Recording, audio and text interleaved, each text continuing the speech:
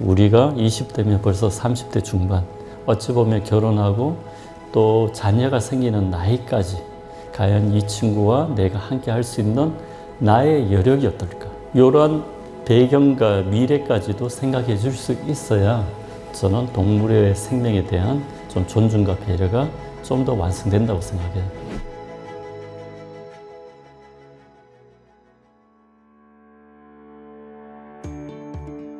저는 당연히 수의사니까 동물 진료하는 일이 제 주업이죠. 그래서 95년도부터 임상을 이제 개원해서 시작했으니까 원래로 거의 한 만 26년 임상이 몸담고 있습니다. 주로 고양이와 개가 제가 또 진료하는 주 대상이 되고 있습니다. 개인적으로는 저는 수의사가 참 고마운 직업 같아요. 제가 보람되니까 어떤 생명을 살릴 수 있다는 역할을 한다는 데 있어서 제 가치가 있잖아요. 또 이게 좀 힘들었지만 생명이 살아났을 때 좀 이게 보람이 아닐까 그런 생각을 가질 때도 있고요. 반면에 한국의 수의사들은 다른 나라 수의사들보다는 좀 힘든 면들도 있어요. 이랑 생명을 살리는 데 있어서 반려인 보호자분의 가치관에 따라서 처방과 치료의 방법을 달리 해야 된다는 게 사실 한국의 수의사들이 가지는 공통적인 안타까움 중에 하나입니다. 하지만 최근에는 이제 동물 생명에 대한 이 가치관이 굉장히 높아졌죠. 고맙기도 하고 또 한면으로서는 더 책임감이 좀 서는 입장이기도 하죠. 그래서 앞으로는 동물의 생명이 사람의 생명 못지않게 존중받아야 되고 신중한 치료가 필요한 단계가 또 이제 지금의 수의사로서의 역할이 아닐까 생각합니다.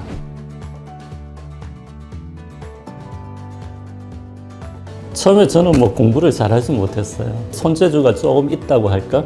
그러다가 대학을 갈 때 수의과 대학이라는 데가 있더라고요. 제임스 해리엇의 어떤 수의사의 일기 같은 책들을 보면 미국에 있는 수의사가 이제 농장동물도 돌보고 또 오리도 돌봐주고 또 야생에 다친 동물도 돌봐주는 그러한 내용들이 저한테는 굉장히 좀 공감 가고 나도 저런 생활을 했으면 좋겠는데 그런 마음이 있는 차에 이제 수의과 대학을 갔었죠. 근데 당시 수의과 대학에서는 반려동물을 살리는 진료보다는 농장동물, 축산동물 치료에 대한 부분인데 이 축산동물의 치료도 결과적으로 이제 축산인들의 이해관계에 맞는 치료까지만 들어가요. 예를 들자면 소나 돼지를 살리는 치료가 아니라 경제적으로 유리한 방법의 치료 방향. 결국은 치료를 위해서 더 많은 돈이 되면 결국은 치료를 포기해야 되는 이러한 과정을 겪는 시기에 90년대 초반에서 중반 우리나라도 반려동물 문화가 이제 성숙하기 시작했죠. 반려동물 문화가 정착되는 그 초기 시점부터 어찌 보면 제가 동물을 치료하겠다는, 동물을 살리고 싶다는 어렸을 때의 마음이 잘 맞았던 것 같아요. 여전히 기억나는 사연들이 많죠. 첫 번째는 보람된 사연인데, 보람된 사연은 사실 이제 내 마음 속에도 남아있고 많은 시청자들도 공감하는 부분들도 있는데 진짜 안타까운 부분들도 꽤 있었어요. 그 당시에 좀 충격도 받고 또 힘들었던 사연 중에 하나는 지역에서 이렇게 이웃 간의 갈등 때문에 한 주민은 총을 쏘고 산탄총이라 그러죠. 또 한 주민은 굳이 갈등의 소지가 생길 공간에 개들을 키우고 있고 개들이 자꾸 죽어나간다는 제보 때문에 방송이 촬영을 해서 그 개들을 데려왔어. 검사를 해보니까 살아있는 개들 몸에도 산탄총알이 박혀있는 경우들이 있었죠. 이미 사망한 개들 몸속에도 이제 총알이 발견이 되었고 그러한 갈등들은 참 왜 사람들의 이해관계 때문에 동물이 중간에서 그 고생을 할까? 사실 총을 쏜 사람도 나쁜 사람이고 또 그런 갈등의 요소에 동물이 대신 희생양인 양 또 동물을 데려다던 보호자분들도 좋게는 못 봤어요. 동물이 인간들의 갈등 사이에서 이용당하거나 희생당할 때가 저는 가장 안타깝고 또 개인적으로 충격도 많이 받았어요.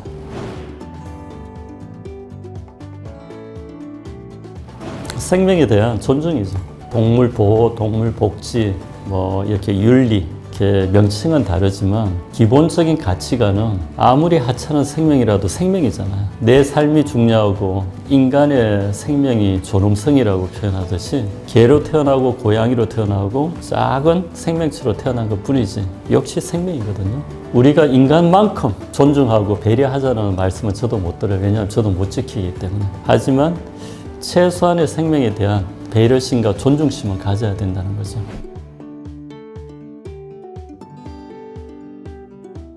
개와 고양이가 집에 들어와서 대부분의 우리나라 이 국민들은 업동이라 그러죠. 또 줍냥이라 하기도 하고 다 보살펴. 그 보살피는 과정에서 또 현실적인 문제가 와닿게 되죠. 비용이 들기도 하고 진료비가 또 부담되기도 하고 24시간 365일 돌보지 못하는 상황이 있을 수도 있어요. 이러한 여건들이 동물에 대해서 끝까지 책임 못 지는 이유가 되잖아요. 너무 쉽게 그 인연을 받아들이기만 하다 보면 개의 수명 15년, 고양이 수명 16년, 최소한 15년, 16년 동안 내가 이 책임을 지속하지 않았을 때 생기는 문제를 고민할 필요는 있죠. 생명을 존중하고 배려한다는 것은 내가 이 친구와 인연을 시작했다 그러면 1년, 15년, 16년이면 결혼하고 또 자녀가 생기는 나이까지 과연 이 친구와 내가 함께 할 수 있는 나의 여력이 어떨까? 배경과 미래까지도 생각해 줄 수 있어야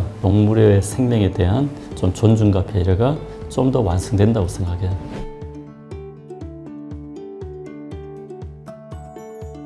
현실적으로 반려인들이 어느 정도의 건강검진이 맞을까요? 이런 쪽으로 질문을 많이 하세요. 저는 거기에 대한 답변을 개와 고양이의 수명을 사람과 비교해 보면 답이 나와 있어요. 사람은 건강보험에서 한 40세가 되면 생애 이제 전반기 지나고 있습니다. 이제 건강검진 하십시오. 또 뭐 5년이나 또는 뭐 10년 간격으로 어떤 검사가 추가가 됩니다. 다발하는 질병의 검진을 권유해드리고 그 비용들은 또 건강보험에서 많이 또 혜택을 받죠. 동물들은 사실 이러한 이제 공익적인 사회보험제도는 없습니다. 하지만 연령대로 비교해 본다면 개의 고양이의 한 살, 성숙된 한 살은 사람으로 따지면 한 20대 중반 정도로 봐요. 한 살 때까지는 사실 잘 안 아파요. 반면에 이제 그 이후부터 한 살 이후부터 한 살은 사람으로 따지면 7, 8년 정도에 해당됩니다. 개로서는 5살, 사람으로 따지면 한 40대, 50대에 해당되겠죠. 그러면 개의 4살, 5살부터는 우리 생애 전반기 건강검진을 받는 시기라고 보시면 돼요. 이때부터는 우리 사람들도 한 5년 주기로 건강검진에 대한 권고를 하시거든요. 그러면 개의 1년은 사람의 한 7년 정도가 되니까 개들은 한 1년마다 건강검진을 받는 게 사람들이 한 7, 8년마다 건강검진 받는 간격하고 비슷할 겁니다. 그리고 이제 한 10세 정도가 되면 사람으로 따지면 한 6, 70대. 벌써 이제 노령에 접근하죠. 이때부터의 한 살은 또 사람보다 더 빨라져요. 한 10년에 해당되는 시기가 살 정도의 노령동물의 기간입니다. 사람이 한 70대가 되었는데 10년에 한 번 건강검진 받는다 그러면 건강에 좀 더 신경 쓰세요라고 얘기하죠. 그런 것처럼 한 10세 이상이 되면 한 6개월에 한 번 정도는 건강검진을 받으셔야 되고 특히 우리나라는 이렇게 소형견 비율이 높아요. 여러 논문들을 살펴보면 한 10세령 되는 소형견들의 약 6, 70%가 검사를 통해서 아니라 사망하고 나서 부검을 해보면 심장 판막 질환이 발견이 된다 그래요. 정상은 두드러지지 않았지만 아주 얇은 근육막이 나이가 들면 빨리 퇴화되고 노쇠하고 질병이 온다는 얘기예요. 그러면 한 10세 이상부터는 이제 심장과 순환기 관련 정기검진이 한 생후 6개월 간격으로 좀 추가가 되어야 될 겁니다. 그래서 결국은 나이가 들었을 때 왜 그렇게 병원을 자주 가야 돼요? 개의 수명과 사람들의 전 생애를 비교해서 보면 진짜 60세, 70세 지난 우리 어르신들을 자식들이 한 10년마다 한 번씩 병원에 데려간다. 그냥 분류라고 얘기 듣잖아요.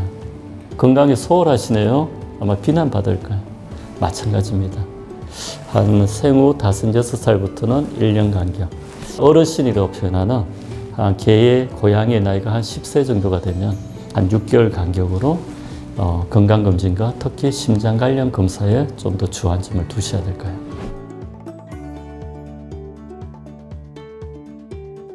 생각보다 사람의 건강과 마찬가지로 반려동물들의 건강도 병원을 많이 이용하고 검사를 많이 한다고 건강해지진 않아요. 그거는 벌써 질병이 왔을 때 필요한 과정이고, 질병이 발생하면 절대 한 가지 원인이 마치 수학 공식처럼 이렇게 되진 않아요. 두드러진 증상은 심장 쪽이지만 그 심장과 관련된 누적된 질병들은 각 장기에 누적되어 있고, 심지어는 체형과 비만과 가체중과도 관련이 있어요. 호르몬과도 관련이 있을 수가 있죠. 심지어는 발견 안 되는 혈관계 질환이라든지 또 종양성 질환과도 연관성이 있습니다. 그래서 질병을 마치 수학 공식처럼 이 질병이 맞죠? 라고 묻는 상황은 이 생명이라는 건강을 이렇게 충분히 이해 못 하시는 상황이에요. 진단에 의한 주 증상이지 그 증상 외에도 발견되지 않는 다양한 요인들을 통해서 그 생명은 더 오래 살 수도 있고, 때로는 진단된 질병이 무시될 수도 있어요.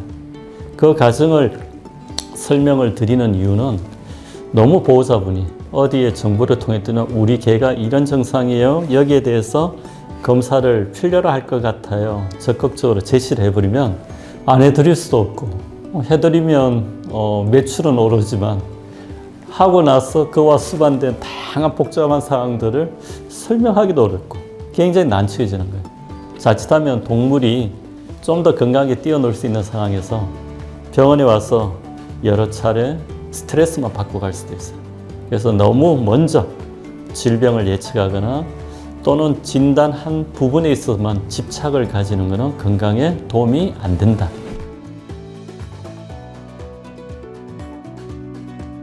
저는 가장 간단한 기준을 둬요. 똥오줌 잘 관찰하세요. 성우님도 이제 워낙 전문적인 브리더니까 동물의 건강 상태 제일 먼저 관찰하는 게 똥냄새, 오줌 냄새 눈으로 보잖아요.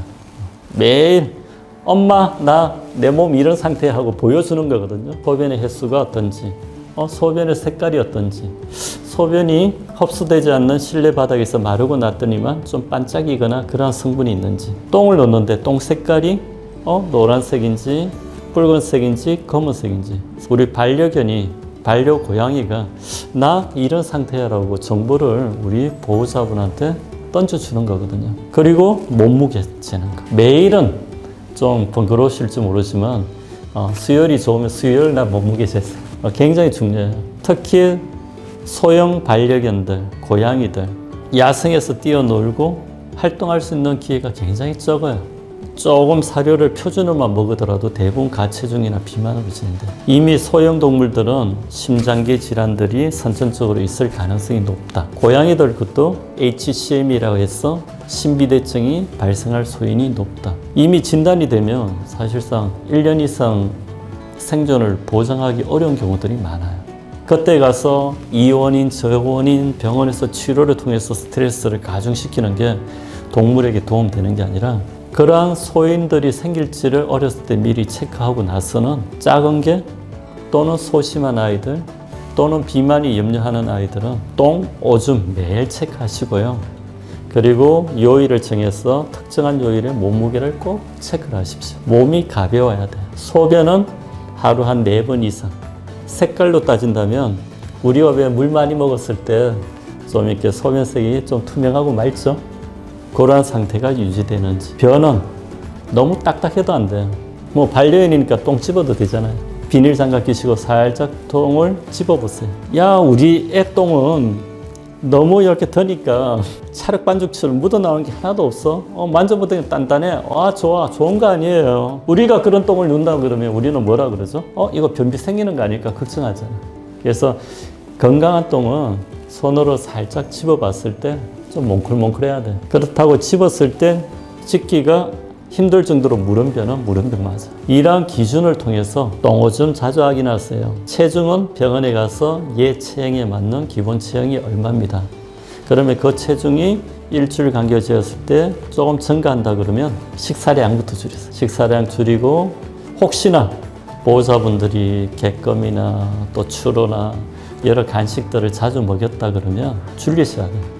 그래서 제가 반려인들에게 꼭 당부시켜 드리고 싶은 말씀은 너무 건강에 가민한 검사나 요구를 하기보다는 평상시에 내가 우리 강아지, 고양이의 소변과 똥을 관찰하면서 건강한지를 체크하는 거 제일 중요하고요. 그러한 변화가 두드러지게 나타난다 그러면 병원의 수의사와 상담을 하십시오. 그러면 일가적인 증상인지 이러한 소인을 통해서 좀 더 종합적인 질병이 있는지를 수의사는 가려낼 겁니다. 이렇게 예방관리적인 진료가 동물 건강을 더 잘 보살핀다는 것들을 저는 경험으로 알고 있어요. 그러한 관리를 했는 반려인들이 대부분 동물을 장수시키고 있습니다.